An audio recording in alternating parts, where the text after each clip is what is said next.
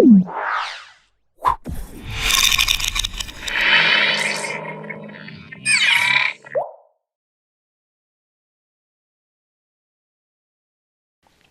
Hello నమస్తే, నేను మీ మాధురి. ఈరోజు మనతో పాటు ఉన్నారు ఎస్వి నాగనాథ్ గారు, ఆస్ట్రో సైకాలజిస్ట్. నమస్తే సార్. నమస్తే సార్, ఈ ప్రోగ్రామ్ మనం అనుకున్నప్పటి నుంచి నేను కొన్ని బుక్స్ రిఫర్స్ చేస్తున్నాను. అందులో మేషరాశి లవర్స్ గురించి ఏమనుందంటే, వీళ్ళు చాలా డిమాండింగ్ అండ్ వీళ్ళు సెంటర్ ఆఫ్ అట్రాక్షన్గా ఉండాలి అనుకుంటారు. చుట్టుపక్కల ఉన్న వాళ్ళ మీద ఎక్కువగా కాన్షియస్ ఉండాలి అనుకుంటారు.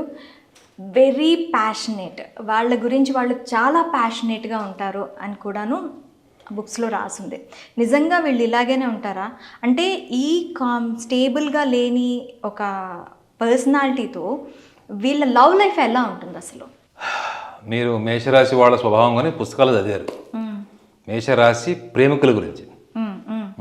వాళ్ళకి స్థిరత్వం ఉండదు, ఎక్కడ పోయినా కానీ సెంటర్ ఆఫ్ అట్రాక్షన్ ఉండాలి, నాదే నెగ్గాలి, ఇలాంటివన్నీ చదివారు.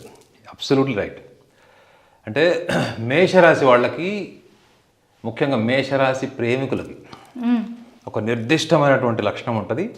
అది పుట్టుకతోనే వాళ్ళకి, జన్మరాశి వాళ్ళకి ఆ లక్షణం ఉంటుంది. అందులో ఏది మనం చూడాలి అంటే, ఫస్ట్ థింగ్, వాళ్ళకి they are very anxious lovers, passionate lovers, very demanding, attention oriented lovers. So వీళ్ళు ఎక్కడ పోయినా కానీ అందరి దృష్టి మన మీద ఉండాలి, నేను ఎపిసెంటర్ ఉండాలి, మొత్తం ప్రపంచమంతా దృష్టి నా మీద ఉండాలి. సో ఇది మరి ఈ స్వభావం చాలామందికి ఉంటుందని కూడా నేను అనొచ్చు. But why we are so much particular about talking about lovers born in మేషరాశి.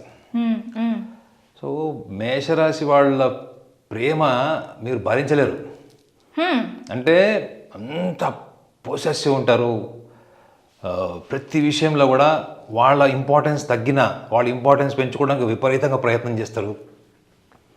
ఈ ప్రయత్నం చేసే క్రమం అంతా బాగానే ఉంటుంది. మీరు ఇందాక డిమాండింగ్ అని, ఈ డిమాండింగ్ స్టేజ్లో ఎప్పుడైతే వాళ్ళు కొంచెం నెగ్లెక్ట్ ఫీల్ అయినా, వాళ్ళ ఇంపార్టెన్స్ తగ్గినట్లు వీళ్ళు అనుకున్నా, మీరేం తగ్గించక్కర్లేదు. వాళ్ళంతటి వాళ్ళు ఫీల్ అయినా, వాళ్ళంతా వాళ్ళ ఇంపార్టెన్స్ తగ్గిపోయినా, వాళ్ళు ఫస్ట్ డిమాండ్ చేసేది ఏంటంటే వర్బల్గా చేస్తారు. వర్బల్గా అంటే ఏంటంటే, వాళ్ళు టైంకి రాలేదు, ఫోన్ చేయలేదు, లేదా వీళ్ళకు బర్త్డే కేక్స్ ఇవ్వలేదు, గిఫ్ట్ పంపించలేదు, లాస్ట్ ఇయర్ పంపించావు, ఈ ఇయర్ పంపించలేదు. ఫస్ట్ ఈ పొసెసివ్ ఓరియంటేషన్, చైల్డిష్ నేచర్ ఏదో ఉంటుందో ఇవన్నీ వర్బల్గా తెచ్చుకుంటారు వాళ్ళు. ఓకే, మాటల్లోనే చెప్పేస్తారు, ఫస్ట్ వార్నింగ్ సైన్స్ ఇస్తారు. ఎస్ మీరు నాకు ఎందుకు ఇవ్వలేదు, నువ్వు నాకు ఎందుకు ఫోన్ చేయలేదు, లాస్ట్ ఇయర్ చేసినావు, 2 years బ్యాక్ చేసినావు, అప్పుడు చేసినావు, ఇప్పుడు చేసినావు, ఇవన్నీ మొత్తం బడ మొత్తం కక్కిన తర్వాత అప్పుడు అవతల వాడు చెప్పేది వింటారు. సో చాలా సందర్భాల్లో, ముఖ్యంగా ఈ మేషరాశిలో జన్మించినటువంటి వాళ్ళ ప్రేమికులు వాళ్ళు విడిపోవడానికి కారణం కూడా ఏంటంటే వాళ్ళ యొక్క డిమాండింగ్ అటెన్షన్. అంటే ఇది అబ్బాయిల్లోని అమ్మాయిల్లోని సేమ్ స్వభావాలనే ఉంటాయా సార్? ఆల్మోస్ట్ సేమ్ ఉంటుంది. ఎందుకంటే ఇప్పుడు రాశి అన్నది, రాశికి ఒకడే అధిపతి, మేషరాశికి అధిపతి కుజుడు. స్వభావం అగ్ని స్వభావం లాగా ఉంటుంది వాళ్ళది. సో మేషరాశిలో జన్మించారు ఫీమేల్ మేల్ డిఫరెన్స్ ఏమి ఉండదు, నాట్ మచ్ డిఫరెన్స్. వీళ్ళు కొంచెం ఇంట్రోవర్ట్ ఉండొచ్చు అమ్మాయిలు, అబ్బాయిలు కొంచెం వాళ్ళ లవ్ అండ్ థాట్స్, ఫీలింగ్స్ని ఎక్స్ప్రెస్ చేయొచ్చు. కానీ చాలామంది ఈ మేషరాశిలో జన్మించిన వాళ్ళందరూ కూడా వాళ్ళకి విపరీతమైన బ్రేకప్స్ ఉంటాయి అని చెప్తారు. సో వాళ్ళలో ఒక హ్యూమరస్ యాంగిల్ కూడా ఉంటుంది. 10 మంది బ్రేకప్స్ అయినా 11 అమ్మాయితోని ప్రపోజల్, అమ్మాయి అబ్బాయితోని, గుర్తుపెట్టింది, వైస్ వర్సా ఇద్దరికి. ఓకే, ఫస్ట్ అమ్మాయితో వాడు ఎంత పొసెసివ్ ఉన్నాడు, ఎంత డిమాండింగ్ ఉన్నాడు, ఏమేమి ఎక్స్ప్రెస్ చేశాడు, ఏమేమి కళలు ప్రదర్శించాడో, అది 11 అమ్మాయితో కూడా అదే ఉంటుంది. వాళ్ళ ఎనర్జీ ఎక్కడ కాంప్రమైజ్ గారు. పోనీ అది మీరు అన్నట్టు 50 లవర్ అనుకోండి, అమ్మాయి కానీ అబ్బాయి కానీ, అదే అటెన్షన్, అదే ఎనర్జీ, అదే ప్యాషన్తో ముందుకెళ్తారు. అంటే చాలా ఆప్టిమిస్టిక్ ఉంటారు అనమాట. Every time they failed, whenever they get failed, they will be always అంటే ఏదో డిప్రెషన్లోకి వెళ్ళిపోతారు, అయ్యో అని చెప్పి ఫ్రెండ్స్ కొంతమంది ఉంటారు కన్సర్న్ చూపించడానికి, అయ్యో ఫెయిల్ అయ్యారని. అలాంటి కన్సర్న్స్ ఏం వీళ్ళ దగ్గర అవసరం లేదు. వీళ్ళకి కొంచెం సినిమాటిక్ ఎమోషన్ ఉంటుంది. ఏంటంటే ఒక అమ్మాయి కానీ అబ్బాయి కానీ బ్రేకప్ అయింది అనుకోండి, ఇంకా అసలు నాకు ఈ ప్రపంచంలో ఎవ్వరూ లేరంటే ఆ పాత సినిమా ఫిలాసఫికల్ సాంగ్స్ అన్నీ వేసుకుంటారు. ఇక ఫ్రెండ్స్ని వాళ్ళని వీళ్ళందరి దగ్గర ఇంకెవ్వరు మాట్లాడరు. ఈ రోజుల్లో టెక్నాలజీ ఉంది కాబట్టి ఎవ్వరికి మొబైల్ అవైలబుల్ ఉండరు, డిస్కనెక్ట్ అయిపోతారు, ఐసోలేటెడ్ అయిపోతారు. ఇక కొంతమంది అయితే హిమాలయాస్ పోతామంటారు, అక్కడ పోతామంటారు. ఇవన్నీ ఎన్ని రోజులు? మళ్ళీ ఇంకొకరు దొరికే వరకు 3 days. 3 days అంటే 3 daysలో దొరికేస్తారా? అంటే అట్లని కాదు, దొరుకుతారని కాదు, ఫస్ట్ ఆ మూడ్లో నుంచి బయటికి రావడానికి. అంటే నేను జస్ట్ హ్యూమరస్గా చెప్తున్నాను 3 days అని. బట్ వాళ్ళు మాత్రం విత్ ఇన్ షార్ట్ టైంలో మళ్ళీ రికవర్ అవుతారు వాళ్ళు. ఓకే. సో వాళ్ళు ఇలా ఫెయిల్ అయిపోయాం మనం, మనకి ఇయర్ మొత్తం ఫెయిల్యూర్ ఉంది మనకి, మన గర్ల్ ఫ్రెండ్ మన వదిలేసింది, మన బాయ్ ఫ్రెండ్ మన వదిలేశారు అనే సంవత్సరం అంతా బాధపడే టైప్ కాదు. ఓకే. అర్థమైందా? అయితే ఇప్పుడు ఒకవేళ 2024 వరకు మీరు అన్నట్టు ఒక 10-15 బ్రేకప్స్ ఉన్నాయి, ఇంకా ఎన్ని రోజులు సార్ బ్రేకప్స్ చూస్తారు? ఒక సక్సెస్ అనేది చూడాలి కదా వాళ్ళు. 2025లో వీళ్ళ లవ్ లైఫ్లో పర్ఫెక్ట్గా ఒక స్క్రీన్ని ప్రజెంట్ చేసుకోవాలి అంటే ఎలాంటి జాగ్రత్తలు తీసుకోవాలంటారు? అంటే జనరల్గా మేషరాశి వాళ్ళకి మనం ఎంత చెప్పినా they follow their own individuality. గుర్తుపెట్టుకోండి, మోస్ట్ ఇండిపెండెంట్ రాశి ఏదైనా ఉంది 12 రాశులు, ద్వాదశ రాశులు ఉంటే మీకు మేషరాశి అనే చెప్తారు. సో మేషరాశి వాళ్ళకి మా దగ్గరికి ఒకవేళ వచ్చారనుకోండి, ఒక అమ్మాయి బ్రేకప్ అయింది, అబ్బాయితో బ్రేకప్ అయిందని, మీరు అనే యాంగిల్ వస్తారు వాళ్ళు. 2024లో బ్రేకప్స్ అయినాయి, అమ్మాయిని ప్రపోజ్ చేయడానికి నాకు ధైర్యం లేదు, ఇన్ఫీరియారిటీ ఫీల్ అవుతున్నాను, నర్వస్ ఫీల్ అవుతున్నాను అని అనేవాళ్ళు కూడా ఉంటారు. ఎందుకు అంటే చాలామంది మేషరాశి వాళ్ళకి బ్యూటీ కాన్షియస్ ఉంటుంది.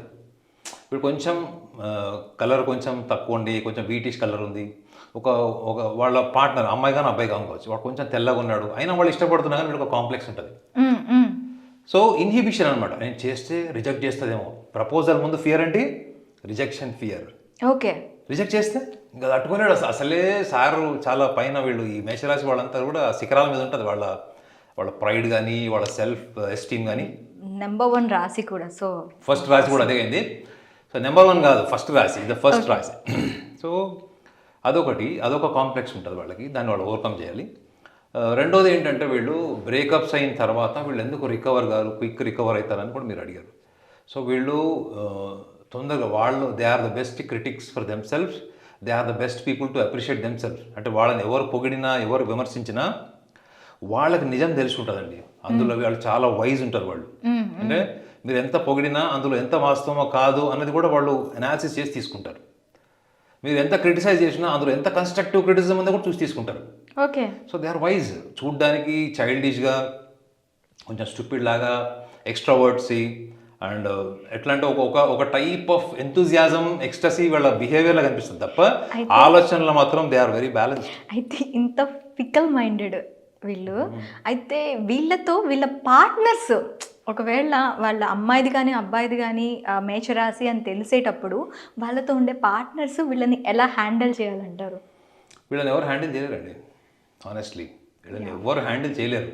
బట్ ఏంటంటే మీరు ఎప్పుడైతే వీళ్ళకి యాంపుల్ టైం ఇస్తారో, అనవసరంగా వాళ్ళకి సలహాలు ఇవ్వరు, అనవసరంగా వాళ్ళ మిస్టేక్స్ ఐడెంటిఫై చేయరు, వాళ్ళకి ఏంటంటే ఆరంభ సూరత్వం అంటే ఏంటి, చేసే వరకు ఆగరు, చేసిన తర్వాత ఎటు తీసుకోవాలో తెలియదు. ఓకే. అర్థమైందా? అభిమాని టైప్ అనమాట. ఎక్కడ ఆగరు వీళ్ళు, దూసుకుపోతారనమాట. అందుకే వీళ్ళకి ఏం చేయాలంటే ముఖ్యంగా మేషరాశి అమ్మాయిలు అబ్బాయిలు కానీ ఎవరైనా కానీ గుర్తుపెట్టుకోవాలి. చాలామందికి వీళ్ళకి లవ్ అఫైర్స్ కానీ ఎందుకు ఫెయిల్ అవుతాయంటే, ఫస్ట్ ఆఫ్ ఆల్ వీళ్ళు ఫీలింగ్కి ఇంపార్టెన్స్ ఇస్తారు. నాకు అమ్మాయి నచ్చింది, నాకు అబ్బాయి నచ్చాడు, ఇక వెనక ముందు ఏమి ఆలోచించారు, వాడు డబ్బులు ఉన్నాడా కాదా, వాడు చదువుకున్నాడా లేదా, ఇవన్నీ సెకండరీ అయిపోతాయి. ఫస్ట్ మనం వెళ్ళిపోవాలి, ప్రపోజ్ చేసేయాలి, ప్రేమలో పడిపోవాలి, ఇక వెంబడి వెళ్ళిపోవాలన్నమాటగా, ఫ్లైట్ ఎక్కేసేయాలి అంటుంటారు. కానీ వెళ్ళిన తర్వాత కాన్సిక్వెన్సెస్ మెల్లమెల్లగా చూస్తారు. ఎవరు nature, they are very good observants. గుర్తుపెట్టుకోండి, they are very good observants, they are very good mind readers. So ఇవన్నీ ఉంటాయి. ఇవన్నీ చూసిన తర్వాత అప్పుడు వాళ్ళ విడ్రాయల్ స్టార్ట్ అవుతుంది. They will start withdrawing their enthusiasm. అప్పటి వరకు ఉన్నటువంటి ఎంతూజియాజం ఉంటుంది చూడండి, ఆ బైక్ స్పీడ్ ఉంటుంది చూడండి, ఒక్కసారి జీరోకి వస్తుంది. సో చాలా మటుకు ఏంటంటే ఈ తొందరపాటుతనము అనే లక్షణం వల్ల వీళ్ళు ఇనిషియేట్ చేస్తారు, but they will not remain consistent in to their relations. ఈ ఒక్క సైకలాజికల్ ఫ్యాక్టర్ వల్లనే ఈ అన్నారు 2024 ఎట్లా ఉంటుంది, 25 చాలామంది అమ్మాయిలు బ్రేకప్స్ అయిన వాళ్ళు ఫస్ట్ తెలుసుకోవాల్సింది ఏంటంటే ఇదే ఫ్యాక్టర్. వాళ్ళు కొంచెం ప్లానింగ్ డెవలప్ చేసుకోవాలి. రెండోది వాళ్ళు చేసే ప్రతి పనిలో కూడా వాళ్ళు ఎంత ఇండిపెండెంట్ అని చెప్పారు కదా, వాళ్ళు చేసే ప్రతి పనిలో కూడా ఎవరితో కూడా సలహా ఉంటుంది. ఓకే. సలహా ఉండకూడదు కదా. When you are completely independent you should not consider others suggestion. So అవతల వాళ్ళు ఇచ్చిన సలహాను ఒక్కొక్కసారి వాడతారు, సగం వాడతారు, ఇష్టం వచ్చినట్టు మాడిఫై చేస్తారు. సో కాబట్టి వీళ్ళ జీవితానికి కర్త కర్మ క్రియ, ఆ కర్మ యొక్క ఫలితం అంతా కూడా వీళ్ళు స్వయం కృతాపరాధం, వీళ్ళు సొంతంగా చేసుకునేదే ఉంటుంది. ఓకే. సో ఇయర్ 25లో వీళ్ళు ఏం చేయకూడదు అనుకుంటే ఏమి చెయ్యాలి అంటే, ఫస్ట్ ఆఫ్ ఆల్ ఈ ఎంతూజియాజం ఇది అన్నది వాళ్ళకి డామినెంట్ నేచర్, ఆ సెల్ఫ్ ప్రైడ్, ఎక్స్ట్రావర్సీ, విమర్శించడం, క్రిటిసిజం ఇదంతా ఉంటుందండి. ఇది వాళ్ళ బై బర్త్ నేచర్. అది ఈ బై బర్త్ నేచర్ని వాళ్ళు if they observe based on the some failures and some things are certain things are delayed. ఎందుకంటే మనం లవర్స్ గురించి మాట్లాడుతున్నాం. లవర్స్ అనేవాళ్ళు డెఫినెట్లీ ఒక 25-30 ఇయర్స్ బిఫోర్ వాళ్ళే ఉంటారు వాళ్ళు, అవునా కదా. ఆ తర్వాత పెళ్ళి అయిపోతుంది. సో వాళ్ళు తెలుసుకోవాల్సింది ఏంటంటే వాళ్ళు ప్రణాళిక, రెండోది మాట్లాడేటప్పుడు టాక్ట్ఫుల్గా మాట్లాడడం నేర్చుకోవాలి. ఓకే. 2025లో if they develop this tendency ఏంటి, ఒకటి ప్రణాళిక, ప్లానింగ్. ఏదైనా పని చేసేటప్పుడు ఎక్స్టసీ, ఒక టైప్ ఆఫ్ చియర్ఫుల్నెస్తో పక్కన పెట్టి ప్లానింగ్, అసలు what I'm doing, where I want go, ఈ ప్లానింగ్ ఒకటి ఎగ్జిక్యూట్ చేసుకోండి. రెండోది వీళ్ళు ప్రతి దాంట్లో కూడా సెంటర్ ఆఫ్ అట్రాక్షన్ అవసరం లేదు. మీరు మంచి పని చేస్తే అందరి మనం చూస్తారా లేదు? ఖచ్చితంగా. Why there is a special package of centre of attraction? when you are doing very well your work, people will admire you. That is a process of your success, that is a process of your intelligence. కాబట్టి unwanted attention కోసం వెళ్ళకూడదు. రెండోది వీళ్ళకి ఎదుటి వాళ్ళకి God father అయిపోయి ఎదుటి వాళ్ళకి సలహాలు ఇచ్చి, మీరు కూడా ఇస్తుంటారు కూడా అప్పుడప్పుడు. సో ఎదుటి వాళ్ళ జీవితాన్ని బాగు చేసేయాలి, నాతో పాటు ఒక నలుగురు తీసుకెళ్ళిపోవాలి అనేటువంటి ఒక లీడర్షిప్ క్వాలిటీస్ కూడా వీళ్ళలో డిఫాల్ట్ ఉంటాయి. ఈ ప్లానింగ్ ప్రొసీజర్ ప్రాపర్ ఎగ్జిక్యూషన్ లేకపోవడం వల్ల ఏం చేస్తారు, అందరు వీళ్ళని ముందర పెట్టి వీళ్ళని ఎంత వాడుకోవాలో అంత వాడుకొని అవసరమైనప్పుడు కరివేపాకులాగా తీసి పక్కన పెడతారు. సో ఈ చిన్న కరెక్షన్స్ మాడిఫికేషన్ చేసుకుంటే వీళ్ళ లవ్ అఫేర్ కానీ consistency in the relation with a lover, whether it's a female born in మేషరాశి or male born in మేషరాశి, will remain contented, will remain consistent into one progressive relation. అందుకే చెప్పాను కదా, నా thought process అంతా కూడా ఏంటంటే your nature determines your future. Yes. Thank you sir, thank you very much.